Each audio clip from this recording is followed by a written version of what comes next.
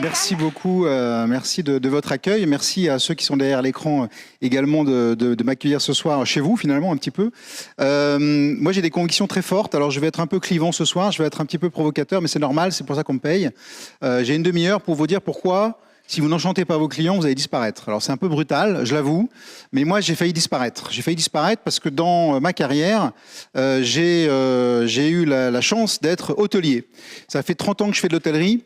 J'étais un gros hôtelier puisque j'ai dirigé la chaîne Best Western pour la France pendant plus de 10 ans, de 2000 à 2010. Vous allez voir, j'ai pas eu de chance, j'ai eu une période un peu compliquée. Et puis j'ai acheté un hôtel ensuite que j'exploitais avec mon épouse pendant 12 ans également à Orléans d'où je viens. Donc j'ai fait toute ma carrière dans l'hôtellerie et ça fait une dizaine d'années que je fais des conseils sur ce sujet-là parce que je suis un obsédé du client.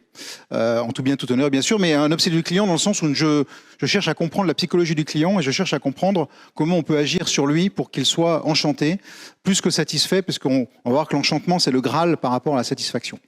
Je vais vous raconter ce qui s'est passé dans mon métier d'hôtelier quand j'étais directeur de chaîne hôtelière. J'ai eu 3 catastrophes industrielles que j'ai subies. Vous êtes peut-être aussi en train de les subir. Alors que vous soyez, il y a 2 clés de lecture évidemment dans ce que je vais vous raconter. Si vous êtes un groupement de pharmaciens indépendants, vous avez des clients qui sont vos pharmaciens indépendants.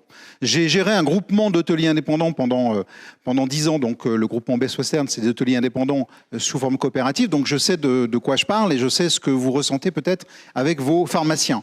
Que vous soyez un pharmacien avec une officine, vous avez aussi des clients / patients, ou des patients / clients ou des clients de moins en moins patients. Mais ça, on verra qu'on va traiter le problème du client et du patient de la même façon, bien entendu. Donc vous avez ces 2 clés de lecture pour comprendre ce qui s'est passé dans mon univers. Vous allez voir que ça se passe dans le vôtre et que vous êtes aussi en danger, comme moi je l'ai été dans l'industrie hôtelière. La première chose qui m'est arrivée, c'est ça. C'est un Mexicain qui met ses photos de vacances sur Internet et ça devient TripAdvisor. TripAdvisor, c'est né en 2000. 4 ans avant Facebook. Le premier réseau social, c'est pas Facebook, c'est TripAdvisor. Et donc, TripAdvisor arrive et propose à n'importe quel client de dire n'importe quoi sur n'importe quel hôtel dans le monde entier. Alors nous, en France, on est un petit peu réticents quand on va arriver à la bête et on se dit, mais non, ça va pas marcher parce qu'en France, il y a que des râleurs, ça va être très compliqué à gérer. En fait, il se trouve que TripAdvisor, depuis 24 ans, aujourd'hui, est l'archi-leader des avis clients sur Internet. Et aujourd'hui, c'est 1 milliard de clients. Donc, on a bien fait de prendre le pas parce que 1 milliard de commentaires sur Internet, sur TripAdvisor, non seulement il y a beaucoup de commentaires, mais en plus, vous dans cette salle, vous derrière votre écran, vous êtes aussi des clients pervers. Vous êtes pervers parce que quand vous choisissez votre hôtel, vous allez regarder les bons avis, mais surtout les mauvais. Et comme vous êtes encore plus pervers dans l'univers de la pharmacie, vous allez regarder non seulement les mauvais avis, mais la réponse de l'hôtelier aux mauvais avis. Et en quelques secondes, vous allez décider de réserver ou pas. Mon business, moi d'hôtelier, tient à quelques secondes de considération d'avis clients que je subis, de gens que vous ne connaissez pas, de parfaits abrutis, de parfaits inconnus dans le monde entier, mais vous leur faites confiance et vous ne faites pas confiance à la marque. Voilà ce que je subis depuis 24 ans et je suis obligé évidemment d'accepter que mon client, en tout cas son avis, est important pour mon business puisqu'encore une fois, si j'ai une bonne note, eh bien je vais gagner plus d'argent. Si j'ai une mauvaise note, je peux disparaître. Donc je dépends clairement, typiquement de mon client, donc j'ai pas eu le choix. Vous avez le choix, moi j'ai pas eu le choix, donc j'ai dû réagir. Le deuxième accident industriel, alors juste pour illustrer ce que je viens de vous dire, parce que ça se passe dans mon métier, mais ça se passe dans le vôtre. Voilà une étude de 2023 qui montre que 92% de la population française qui était interrogée via ce sondage dit qu'elle préfère croire les avis Google que la marque du prestataire. 92%. Donc aujourd'hui, les gens ne vous croient pas. Mesdames, messieurs, ils ne vous croient pas que vous soyez pharmacien, que vous soyez groupement, personne ne vous croit. Les gens croient vos clients, mais ne croient pas ce que vous dites sur Internet, ce que vous dites dans votre marketing. Et je vais essayer de vous prouver que le marketing est en train de changer, que le marketing nouveau arrive et vous verrez qu'il n'est pas forcément agréable. En tout cas, il est important de le connaître. La deuxième catastrophe industrielle que j'ai eue, c'est Booking. Alors Booking, c'est 2 jeunes cons dans un garage à Amsterdam. Vous voyez, je suis encore un peu énervé. Je suis encore un peu nerveux parce que c'est 2 personnes, en 1996, qui décident de créer un site internet de réservation d'hôtels en ligne. Nous, chaîne hôtelière, leader mondial, on s'en préoccupe pas trop parce que on a une marque, Best Western, qui a 5000 hôtels dans le monde, donc tout va bien. On ne se préoccupe pas de savoir que le client nous demandait depuis des années de réserver en un clic dans sa langue, dans sa monnaie, partout dans le monde, avec des photos et des avis clients. On ne s'est pas préoccupé de ce qu'il nous demandait, puisque nous, on était convaincus que la marque était plus importante que le fait de réserver. Bon, évidemment, on a eu tort. On a eu tort de ne pas les écouter parce qu'à l'heure où on se parle, Booking, c'est 150 milliards de dollars de chiffre d'affaires. Booking, c'est 9 réservations sur 10 sur Internet. Booking, vous l'utilisez, à chaque fois que vous utilisez Booking, moi, hôtelier, je donne 20% de mon chiffre d'affaires, 20% de commission sur mon chiffre d'affaires, sur un volume qui représente entre 30 et 40% de mon chiffre d'affaires total. Booking représente 30% du chiffre d'affaires des hôtels de cette planète, mesdames, messieurs. Aujourd'hui, c'est insupportable. On a un acteur qui a disrupté notre modèle économique, qui a permis à nos clients de réserver un clic dans leur langue, etc., mais qui nous a mis dans une situation extrêmement difficile chez un hôtelier, parce que notre corps de métier, c'était de ramener les réservations, évidemment, dans nos hôtels. Donc, j'ai pas eu de bol, j'ai dû subir cette arrivée de Booking, et on verra pourquoi Booking a eu tant de succès, et ça va peut-être vous inspirer dans vos métiers.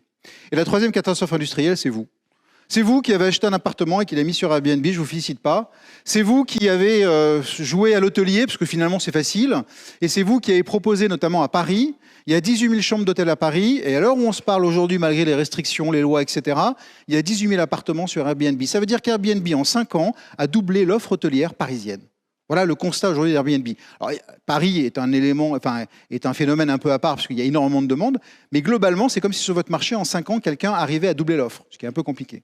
Alors, Airbnb, c'est né à San Francisco, et quand j'appelle, moi, mes collègues américains sur la côte ouest pour leur dire c'est quoi ce truc, ils me disent non, mais t'inquiète pas, Stéphane, c'est du couchsurfing, c'est des beatniks californiens, c'est tu vas dormir chez l'habitant moyennant un petit peu d'argent. Mais franchement, Stéphane, est-ce que tu prêtes ta maison à quelqu'un qui vient de l'autre bout du monde pendant 15 jours que tu connais pas? Je dis, bah non, je ne vais pas faire ça. Il me dit, bah tu vois, ça ne marchera pas. Airbnb est la première chaîne hôtelière au monde. Il est du nez, mes collègues américains. Hein. Airbnb est la première chaîne hôtelière au monde. Ils ont 16 millions d'offres sur leur site internet. Donc la bagarre aujourd'hui, c'est entre Airbnb et Booking, et nous, hôteliers, on compte les points en dessous pour essayer de s'en sortir. Pourquoi on est arrivé à cette situation? Parce qu'on n'a pas vu, parce qu'on n'a pas écouté, parce qu'on n'a pas écouté notre client. On n'a pas écouté le client qui nous disait ce qu'il voulait, et nous, on n'a pas voulu le faire à sa place. Le client insatisfait, le client qui réclame, si vous ne l'écoutez pas, vous risquez de disparaître. C'est ce qui a failli nous arriver, nous, dans l'hôtellerie. Alors, je ne suis pas rancunier, j'ai quitté Best Western, j'ai acheté un hôtel, donc j'ai remis mes économies dans un hôtel, donc je suis reparti dans l'aventure. Je me suis dit, maintenant, j'ai compris, je vais essayer de faire différemment. D'abord, je suis allé voir ailleurs. Je suis allé voir d'autres secteurs d'activité qui étaient aussi en train de se faire disrupter. Prenez l'auto-école. Tout le monde a passé son permis de conduire normalement, mais l'auto-école, c'est un marché de 2 milliards d'euros avec 85 ou 82% de clientèle insatisfait. Alors un marché où vous avez 80% de vos clients qui ne sont pas contents, vous êtes mal barré. Hein. C'est un marché qui est chroniquement malade et normalement vous allez disparaître. Alors c'est pas grave parce que l'auto-école, c'était relativement bien normé. On avait les auto-écoles, il fallait un diplôme d'État, etc. Donc les gens ne se sont pas posé la question de savoir s'il fallait satisfaire leurs clients. Parce qu'en fait, on passe son permis de conduire en 2024 comme moi je l'ai passé en 86. On va voir s'il y a des gens aussi vieux que moi dans la salle. En 86, souvenez-vous, j'ai appris le code sur le code Rousseau. Ça va le code Rousseau? Certains l'ont eu? Ouais, ok. Et puis j'allais samedi après-midi dans une auto-école surchauffée avec un type avec les cheveux gras qui me passait des diapos. Vous vous souvenez de ça? Le type avec les cheveux gras qui passait des diapos, voilà, on avait le même. Et je devais perforer une grille. Ça va aussi? C'est bon, je ne suis pas le plus vieux? Ok, je vais perforer une grille. Et je savais si j'avais fait des fautes. Alors moi, je suis originaire des Alpes, donc j'attendais mon moniteur pour prendre les cours de conduite. Il faisait assez froid, je l'attendais 1 heure. Mon moniteur arrivait un peu en retard, c'était pas grave. Sa voiture était dégueulasse, c'était pas grave. Il faisait la gueule, c'était pas grave. Et il m'engueulait parce que je savais pas faire un créneau. Je vous l'ai fait un peu caricature, mais c'est un petit peu comme ça que ça s'est passé quand même. Moi, j'ai ma dernière fille qui a 22 ans. Je dis, chérie, tu vas passer ton permis. Tu vas chez le code Rousseau dans la chambre de tes frères là-haut. Puis tu vas t'inscrire à l'auto-école d'à côté. Puis tu verras, c'est sympa, c'est l'année après-midi. Tu vas avoir des diapos. Alors, celui des diapos maintenant, c'est un truc un peu sympa. Hein. Et là, elle me regarde, mais t'es sérieux, papa? Il y a bien une app pour ça. En fait, elle a raison. Il y a une app pour ça. Parce qu'elle, ce qui l'importait, c'est pas tant d'aller samedi après-midi, etc. C'était de savoir si le moniteur de l'école allait passer la chercher à la maison, parce qu'elle voulait pas attendre dehors. Vous avez vu comme nos enfants ou nos ados ont une aversion à l'effort extraordinaire? Bah oui, ils sont nés avec un smartphone dans la poche, donc forcément, ils ne veulent pas se déplacer ou attendre quoi que ce soit. Et bien, Ornicar, il a révolutionné depuis maintenant presque 7 ans le permis de conduire et le code. C'est-à-dire que chez Ornicar, vous apprenez le code en jouant sur Internet avec vos potes à 3 h du matin. Il a gamifié la totalité du parcours code. Le code Rousseau, mesdames, messieurs, est mort. C'est terminé. Ça n'existera plus d'ici quelques années. Le code chez Ornicar coûte 10 fois moins cher que dans n'importe quelle autre école. 10 fois moins cher. Les taux de réussite au code chez Ornicar sont de 20% supérieurs à n'importe quelle auto-école. Les leçons de conduite, c'est vous qui choisissez votre chauffeur, qui choisissez votre moniteur. Donc les moniteurs ont leurs petites étoiles comme le chauffeur Uber, et c'est moi qui vais choisir, par exemple, au hasard Sandra, qui a une Audi mécanique et qui passe me prendre à la maison, au hasard. Ou alors Juliette, qui a une petite mini rose automatique et qui sait parfaitement où faire des créneaux dans Paris. Et je vais choisir le moniteur qui me convient. Et évidemment, comme dirait ma fille, évidemment, il passe me prendre à la maison et il me ramène. Hein. Il est hors de question que j'aille attendre dehors ce moniteur. Les taux de réussite au code sont à peu près équivalents mais au permis de conduire, mais le permis de conduire coûte 2 fois moins cher chez Ornicar qu'ailleurs. Et bien, mesdames, messieurs, en 6 ans, 7 ans maintenant, Ornicar, c'est 51% de part de marché. Il y a un jeune sur deux dans ce pays, de 18 à 25 ans, qui a acheté soit le code, soit le permis de conduire chez Ornicar. Les auto-écoles sont mortes. Les auto-écoles vont disparaître. Si vous avez des copains auto-écoles, c'est terminé. Il faut qu'ils se reconvertissent rapidement. Et pas parce que c'est des mauvaises auto-écoles, parce que simplement, ils n'ont pas écouté leurs clients. Ils n'ont pas écouté leurs clients qui avaient changé. De 18 à 25 ans, bien sûr, il a changé et qu'il avait un smartphone dans la poche et qu'il voulait faire différemment. Donc le client vous dit ce qu'il faut faire, mais il suffit de l'écouter et encore faut-il effectivement savoir l'écouter. Alors, ma conviction, c'est qu'on est dans l'ère du client. Vous avez le droit de ne pas être d'accord avec ça, je ne vous dis pas la vérité, je vous dis ce que j'ai essayé de comprendre pendant 30 ans. Ma conviction, c'est que c'est lui qui décide. Je vais vous prendre juste un exemple avec Yves Rocher qui est intéressant. Alors, non seulement il décide, mais il a besoin d'un tiers de confiance. Dans mon cas, c'est les avis clients, mais vous allez voir que chez Yves Rocher, c'est autre chose. Alors Yves Rocher, c'est une boîte bien sous tout rapport. C'est une boîte que tout le monde envie parce que c'est une boîte française. Première entreprise à mission en France, c'est la première qui a fait ça. Produit fabriqué en France, en Bretagne, à la Guessily, s'il vous plaît. Petit-fils du fondateur à la tête de la boîte, Brice Rocher. Bref, la boîte bien sous tout rapport. Et pourtant, il m'appelle en décembre 2019, il me dit « Stéphane, on a un problème, il faut que tu viennes nous aider parce qu'on n'est pas d'accord en interne sur la recherche et développement et sur le marketing. Le problème vient du client et le problème, il vient d'Internet. C'est une question pour vous. Soyez pas timide. Qu'est-ce qui, d'après vous, contrarie Yves Rocher sur leur business? Quelque chose qui vient d'Internet, qu'ils n'avaient pas prévu, qui vient du client, et qui, en plus de ça, peut impacter leur modèle économique et leur business à moyen terme. À votre avis? Ah, qui a dit Yuka? Bravo, vous avez assisté à ma conférence, vous, non? Donc, Yuka, bravo, 10 sur 10. On peut donner une récompense à monsieur. Yuka, tout le monde connaît Yuka? Cette petite application avec la carotte sur votre portable. Donc, Yuka permet de scanner n'importe quel produit, y compris la cosmétique aujourd'hui. Et bien, figurez-vous, mesdames, messieurs, que 25% de la gamme Yves Rocher est rouge et déconseillée. Ah! Alors là, moi, je me suis retrouvé avec les 150 ingénieurs du développement chez Yves Rocher dans une salle, et il fallait que je les convainque de leur dire que Yuka, c'était bien. Alors eux, Yuka, ils étaient contre. Hein. Mais c'est qui Yuka? Quoi ça sert Yuka? Nous, on fait du rouge à lèvres avec du pigment depuis 60 ans, ça se vend très bien, on a une très bonne marge. Alors le pigment, c'est moyen pour le cancer quand même, mais c'est autorisé par l'OMS, donc il n'y a pas de souci. Donc on va continuer à vendre notre rouge à lèvres, et on s'en fout si Yuka ou pas Yuka. Et le marketing, il dit, ben non, parce qu'il y a 13 millions de personnes, toutes les semaines, qui utilisent Yuka pour acheter soit de l'agroalimentaire, soit de la cosmétique. Il y a 1 million de personnes en 2023 qui a téléchargé l'application en France sur son portable. Il y a 500 000 personnes tous les 15 jours aux États-Unis en ce moment, puisqu'ils sont partis aux États-Unis, qui téléchargent l'application. Yuka est un tiers de confiance qui oblige les marques à réfléchir à leurs produits. Et aujourd'hui, moi, je leur ai dit, c'est très simple, si je n'avais pas tenu compte des avis TripAdvisor, je serais mort. Si vous, Yves Rocher, vous n'êtes pas Yuka compatible dans 5 ans, vous êtes mort. Terminé. C'est pas vous qui décidez, c'est le client. Alors la très mauvaise nouvelle pour vous, mesdames, messieurs, c'est que personne ne vous croit. Si personne ne croit Yves Rocher, qui est une boîte bien sous tout rapport, qui a besoin d'un tiers de confiance pour que le client puisse acheter chez eux, personne ne croit à vos entreprises, que vous soyez pharmacien, que vous soyez évidemment groupement, etc., personne ne vous croit. Les gens croient à un tiers de confiance, et dans ce cas-là, ça peut être le client ou ça peut être une application comme Yuka. Le client contrôle, le client décide, et le client aujourd'hui, grâce aux moyens digitaux, il peut évidemment vous faire changer d'avis et de stratégie. C'est ma conviction. Alors, il y a 3 clés pour enchanter son client que j'ai trouvé dans mon métier d'hôtelier. C'est 3 clés que je vais vous livrer aujourd'hui, bien sûr.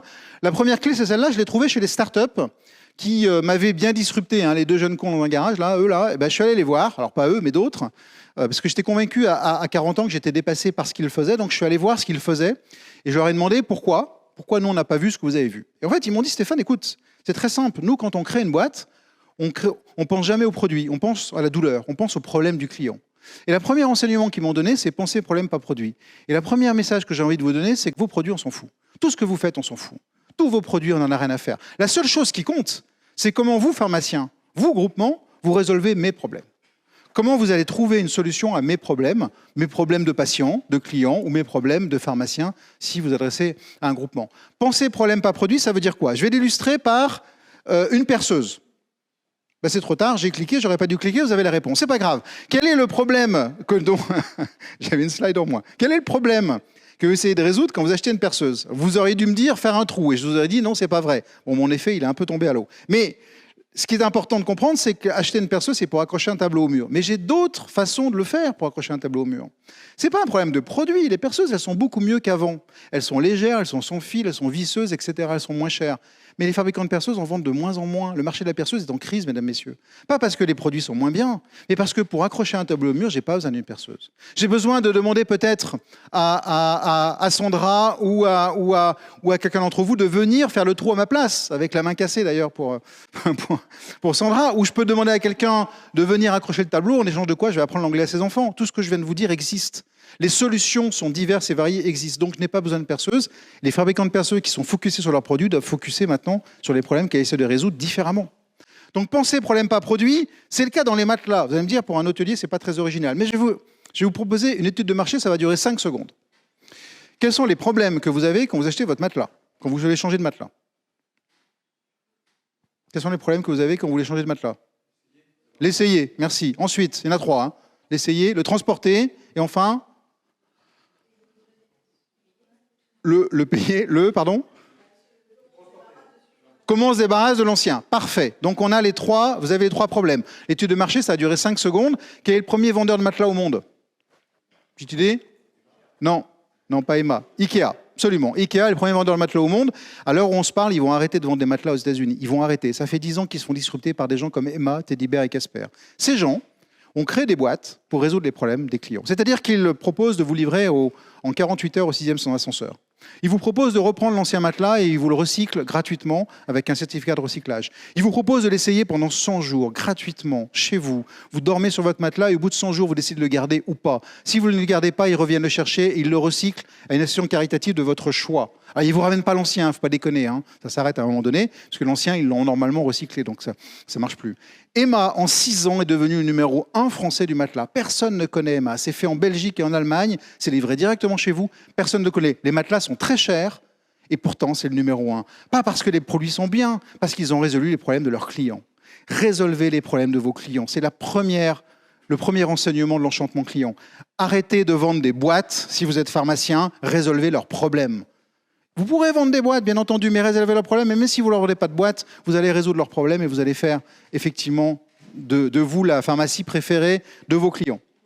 Alors, la deuxième clé, elle est assez simple. La deuxième clé, ce n'est pas un jeu de mots, mais c'est de rendre les choses faciles. La question que vous devez vous poser, c'est est-ce que c'est facile de bosser avec vous? Est-ce que c'est facile de prendre rendez-vous? Est-ce que c'est facile de se garer? Est-ce que c'est facile de contacter quelqu'un? Est-ce que c'est facile d'avoir quelqu'un au téléphone? Est-ce que c'est facile? Parce que les gens aujourd'hui cherchent de la facilité. La facilité est un élément différenciant qui permet aux gens de choisir vous plutôt qu'un autre. Je vous donne juste un exemple avec Booking. Quand j'étais hôtelier, j'ai vendu mon hôtel il y a 2 ans, mais j'étais à Orléans et ma réception était au premier étage. Et donc les gens rentraient par le rez-de-chaussée, j'avais une caméra pour voir les gens rentrer dans l'immeuble. Et donc les gens se mettaient devant le hall de l'hôtel et regardaient les prix qui étaient affichés. Et je voyais des gens avec leur portable qui regardaient les prix, puis qui faisaient leur portable, etc. Puis qui montaient à la réception et qui disaient « Bonjour, j'ai réservé une chambre sur Booking ». Là, il me tend son portable. Et là, t'as juste envie de le tuer, quoi. Parce que du coup, il était en bas, il aurait dû juste monter pour éviter que je donne 20% de commission à Booking. Juste ça. Non, il me dit, il est tout content, il a réservé sur Booking, donc il était vachement content.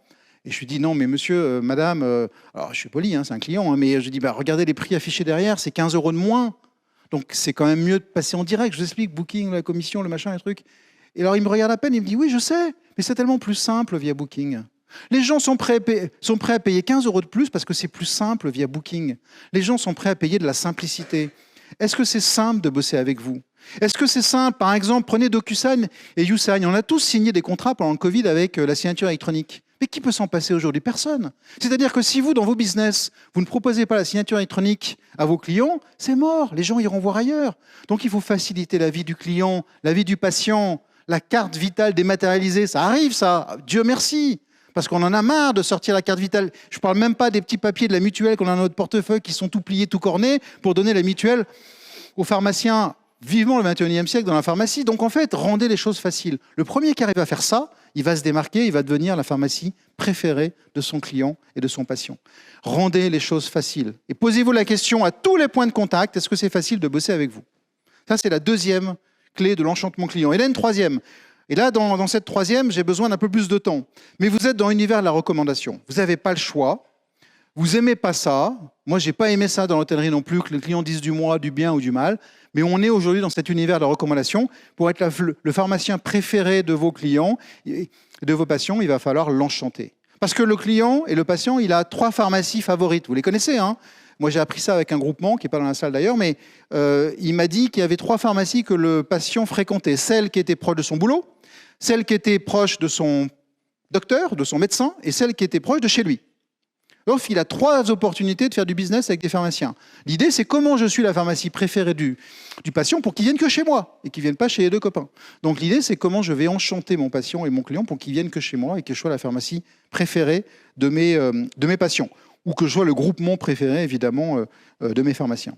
Alors, l'avantage de ce que je suis en train de vous raconter, c'est que c'est rentable.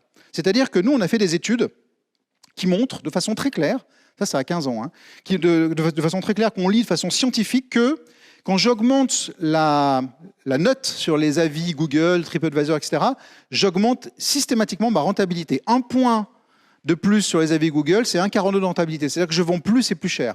Alors là, ça devient intéressant parce que être la pharmacie préférée ou le groupement préféré de vos clients fait en sorte que vous allez le vendre plus et plus cher. C'est-à-dire que le prix devient une perception comme une autre, et on fait en sorte qu'on est prêt à acheter plus cher quelque chose qui est mieux noté. Vous avez tous fait l'expérience en tant que client d'hôtel. Vous êtes à Paris, vous voulez réserver un hôtel, vous êtes sur Booking, vous voyez entre 2 hôtels, 2-3 étoiles, l'un est à 6,5 sur Booking, l'autre à 8,9. Il y en a un qui est 30 € plus cher, c'est celui qui a 8,9. Les études montrent qu'aujourd'hui, il y a plus de 80% des clients qui achètent celui qui est à 30 € plus cher et qui est à 8,9. Alors qu'ils n'achètent pas la prestation, ils achètent la note. Donc en fait, vous achetez quelque chose qui est mieux réputé. Et ça ne vous pose aucun problème d'acheter plus cher quelque chose qui a une meilleure réputation. C'est exactement pareil pour le pharmacien ou pour le groupement. Alors, quels sont les problèmes à résoudre chez vous? Que vous soyez encore une fois un groupement de pharmaciens indépendants ou que vous soyez une officine, bon, il y a plein de problèmes à résoudre, mais il y a surtout un problème sur lequel vous allez devoir travailler, c'est qu'est-ce que vous promettez et qu'est-ce que vous délivrez. C'est la 3e clé de l'enchantement client. Alors là, j'ai besoin d'un peu plus de temps parce que c'est quelque chose d'un peu moins concret, assez irrationnel, mais qui marche très bien.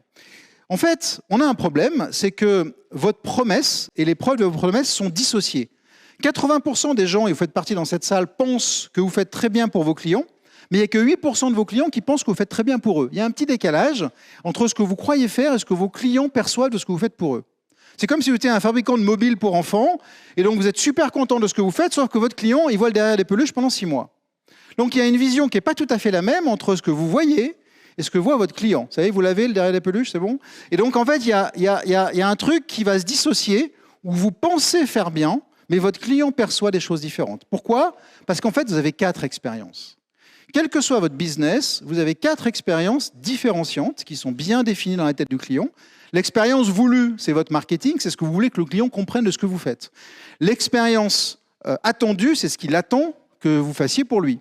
L'expérience proposée, c'est ce que vous allez délivrer. Parfois, il y a une petite différence entre ce que vous proposez et ce que vous promettez. Et enfin, l'expérience vécue.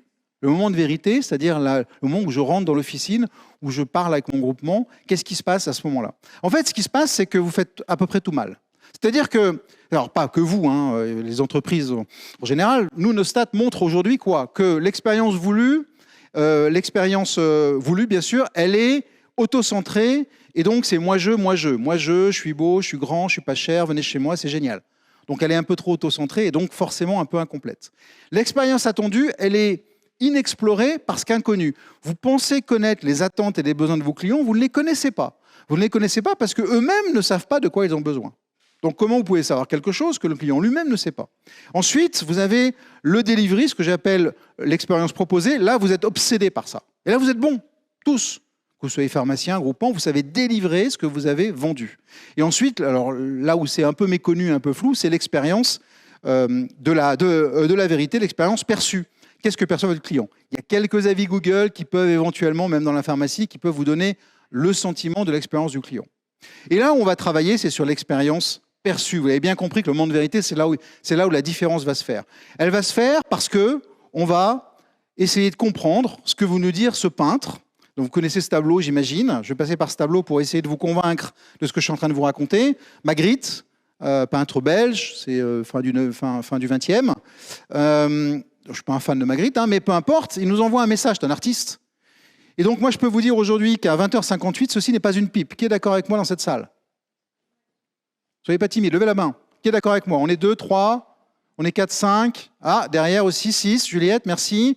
Donc on est 6, on est une petite minorité à penser que ceci n'est pas une pipe. Et tous les autres disent, mais ils sont complètement cons, c'est une pipe, ils comprennent rien, ils n'ont rien vu. Qui a tort, qui a raison? On s'en fout. Que nous dit le peintre? Il nous dit une chose très claire. Moi, je pense que c'est pas une pipe parce que c'est un tableau qui représente une pipe. Et moi, j'ai jamais fumé un tableau, donc c'est pas une pipe.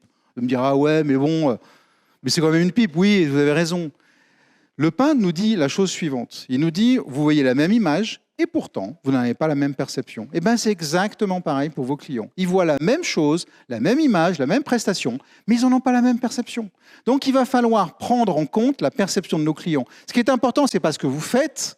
Ce qui est important, c'est comment vos clients perçoivent ce que vous faites. La perception et la vérité. La réalité n'existe pas. Ce n'est pas un word philo. Hein. La réalité n'existe pas, la perception et la vérité. C'est-à-dire que ce que perçoit le client, c'est ce qu'il va dire. C'est ce qu'il va dire, c'était génial ou c'était pas bien. Il va dire que vous êtes des stars ou vous êtes des truffes. C'est sa perception. Et vous avez le moyen d'impacter sa perception. C'est difficile, mais on peut y arriver. C'est la troisième clé de l'enchantement client que je vais vous décrire. On peut impacter la perception. Alors par contre, on peut aussi se dire que le client n'a pas toujours raison. Est-ce que le client est roi? Non. Le client parfois a tort, le client est un imbécile ou un abruti, mais sa perception est toujours vraie. Donc vous devez prendre en compte sa perception, quel que soit le client. Et vous devez travailler sur pourquoi il a perçu ça de ce que vous faites pour lui et comment vous pouvez impacter cette perception pour qu'il perçoive des choses positives à votre égard. Comment on fait? On va dans les neurosciences. Ça fait 10 ans qu'on travaille sur le cerveau et qu'on sait à peu près maintenant comment se déclenche la satisfaction client. C'est simplement en quelques millisecondes, vous comparez, vous et moi, dans votre cerveau, la perception de ce que vous avez de ce qui se passe et les attentes que vous aviez avant d'entrer dans cette salle, par exemple, puisqu'on est aujourd'hui dans une expérience client comme une autre. Si votre perception est en deçà de vos attentes, vous êtes déçu, vous ne serez pas content. Si elle va au-delà de vos attentes, vous serez évidemment enchanté. Vous pouvez agir sur tout ce qu'il y a sur la gauche. Alors, je vais vous faire gagner 20 ans. C'est pas cher, hein? 20 ans, parce qu'en fait, nous, on a essayé d'impacter, par exemple, les distorsions de perception qui sont les facteurs qui font que les clients vous perçoivent différemment parce qu'il leur arrivait un truc bizarre. Par exemple, je sais pas, leur femme les a quittés, ils ont un accident de voiture ou leur chat est mort. Vous pouvez leur dire ce que vous voulez, ils vont percevoir les choses de façon négative. Donc en fait, il faut accepter que les gens perçoivent avec des distorsions des choses sur lesquelles que vous ne maîtrisez pas. Donc il faut accepter que ni dans la distorsion, ni dans les facteurs situationnels qui peuvent être la météo par exemple dans l'hôtellerie, ni dans les croyances et les besoins, parce que les gens ne savent pas, vous pouvez essayer d'impacter mais vous n'y arriverez pas. Par contre, ce que vous pouvez faire, c'est impacter à la fois la promesse que vous faites, c'est-à-dire vous allez pouvoir tordre la promesse pour impacter les attentes du client et la perception. Je vous donne 2 exemples très simples pour l'illustrer. Quel est le premier problème chez Air France depuis 30 ans? La première cause de plainte chez Air France? Les retards. D'accord? Depuis 30 ans, c'est les retards. Ils ont réglé le problème pratiquement en 6 mois avec 70% de taux de satisfaction. Ils n'ont rien changé dans les opérations, ils ont simplement changé les horaires. Ils vous ont dit qu'un Paris-Toulouse, c'est départ 20h, arrivé 22h. Donc ils ont juste manipulé nos attentes. Vous avez fait votre petit film, j'arrive à 20h, etc. Enfin, en tout cas, je prends l'avion à 20h, j'arrive à 22h, le temps de prendre un taxi, etc. Donc vous avez fait votre petit film d'attente. Qu'est-ce qui se passe chez Air France? C'est processé. 9 fois sur 10, le capitaine prend la parole et vous dit, mesdames, messieurs, j'ai une excellente nouvelle. Parce qu'un vol Paris-Toulouse, c'est 1h15. Vous n'êtes pas pilote, moi non plus, mais on voit à peu près ce que ça peut représenter. Une demi-heure avant l'atterrir, il vous dit, mesdames, messieurs, j'ai une bonne nouvelle, on a 15 minutes d'avance sur l'horaire prévu. Là, vous dites champion du monde, Air France, c'est génial. Vous êtes plus en retard, vous êtes en avance. En fait, il a 15 minutes de retard. Mais comme vous avez dit qu'on arrivait à 22h et que c'est 21h45, il a un quart d'heure d'avance pour vous dans votre tête. Donc, il a manipulé vos attentes. Ça marche. 70% des plaintes en moins par rapport à la ponctualité, simplement en changeant les horaires. Ça coûte pas cher. Vous pouvez impacter tous les jours les attentes de vos clients pour faire en sorte qu'ils puissent se faire une attente différente de ce que vous voulez. Dites-leur que ça va être dur, que ça va être long, que ça va être difficile, que ça va être contraignant pour eux. Et prenez le contre-pied en faisant des choses beaucoup mieux que ce à quoi ils attendaient. Vous avez manipulé leurs attentes pour faire découvrir effectivement de l'enchantement. Et comment on manipule la perception? On surclasse nos clients dans l'hôtellerie. Si vous achetez une chambre économique, mes réceptionnistes vont vous dire on ne fait jamais ça, on n'a pas l'habitude de le faire, mon patron il n'aime pas trop ça, mais je vais vous faire découvrir une chambre supérieure, est-ce que vous êtes d'accord? Alors vous êtes d'accord. Là, j'ai touché votre récompense, votre reconnaissance. Et que le lendemain matin, quand je vais vous demander qu'est-ce que vous avez pensé de l'hôtel, vous allez me dire l'hôtel, c'est un 2 étoiles raisonnable. Par contre, je mets 5 étoiles parce que j'étais surclassé. Je vous ai manipulé. J'ai simplement manipulé votre perception. Et vous, C'était quand la dernière fois que vous avez surclassé un client? C'était quand la dernière fois que vous avez fait quelque chose auquel il ne s'attendait pas, qui a créé chez lui de l'émotion et donc de la surprise? Promettez moins, délivrez plus. C'est la troisième clé de l'enchantement client, mesdames, messieurs. Vous devez promettre moins et délivrer plus pour créer ce sentiment de surprise. Cette émotion qui permettra aux clients de dire que vous êtes des stars, que c'est génial de travailler avec vous. Pourquoi cette émotion, elle est si importante? Parce qu'elle est dite par les clients. Regardez les études dans le retail en 2023. Quand on demande aux clients qu'est-ce qui est important pour eux, qu'est-ce qui ferait la différence, le numéro 1, c'est la surprise. Surprenez vos clients. Surprenez-moi. Faites quelque chose qui n'était pas attendu. C'est une émotion que vous allez provoquer chez le client. Et l'émotion, elle est top. Parce que l'émotion, les gens, ils ne l'oublieront pas. Les gens oublient ce que vous faites pour eux. Ils oublient ce que vous avez dit, mais ils n'oublieront jamais ce que vous leur avez fait ressentir. Mon histoire sur classement. Qu'est-ce que vous faisiez le 9 janvier 2009? Vous vous en souvenez? Moi, non. Par contre, si je vous dis qu'est-ce que vous faisiez le 11 septembre 2001, tout le monde s'en souvient. Tout le monde sait exactement où il était, avec qui il était, et ce qu'il a dit, et ce qu'il a ressenti. Les émotions, elles restent. Faites ressentir à vos clients, à vos patients, à vos pharmaciens des émotions, et je peux vous garantir que vous serez évidemment leur fournisseur préféré pour de longues années. Les 3 clés, vous les avez là pour résumer. La première, rendez les choses faciles. La deuxième, arrêtez de vendre des boîtes, arrêtez de vendre des produits, résolvez les problèmes de vos clients. Et la troisième, surprenez-les. Donnez cette émotion qui permet effectivement aux clients de se souvenir de vous. Et je vais juste finir par cette slide qui en fait essaye de résumer ce que j'essaie de vous dire depuis tout à l'heure. J'ai cherché une marque qui symbolisait relativement bien ce que j'étais en train de vous dire. En fait, Harley-Davidson, c'est cette marque. Alors, quand j'ai cherché un logo, j'ai vu un nombre de grands malades qui se tatouent le logo sur la peau. Enfin, voilà, bon, pour moi, j'espère qu'il n'y en a pas dans la salle, sinon je vais avoir des problèmes. Mais globalement, il y a des gens qui se tatouent le nom d'une marque sur la peau, ce qui est quand même assez remarquable. Mais en fait, chez Harley-Davidson, ce n'est pas très étonnant parce qu'il n'y a pas de marketing, il n'y a pas de porte ouverte, il n'y a pas de solde, il n'y a pas d'emailing, il n'y a pas de commerciaux, il n'y a rien. En fait, les meilleurs commerciaux aujourd'hui d'Harley, c'est les clients.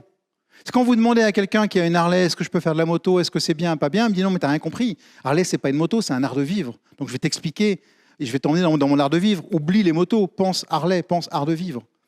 Et en fait, Harley a tout compris, c'est-à-dire qu'il a tué le marketing, il a fait en sorte que le marketing qui arrive aujourd'hui, c'est le marketing du client. La puissance de la recommandation. Laissez les clients faire le marketing à votre place. Si vous y arrivez, et si vous avez ce Graal, évidemment, vous n'aurez plus jamais à faire de marketing comme d'habitude. Donc, mesdames, messieurs, le jour où vos clients se tatoueront votre logo sur le bras, vous serez arrivés. Merci de votre attention. Merci.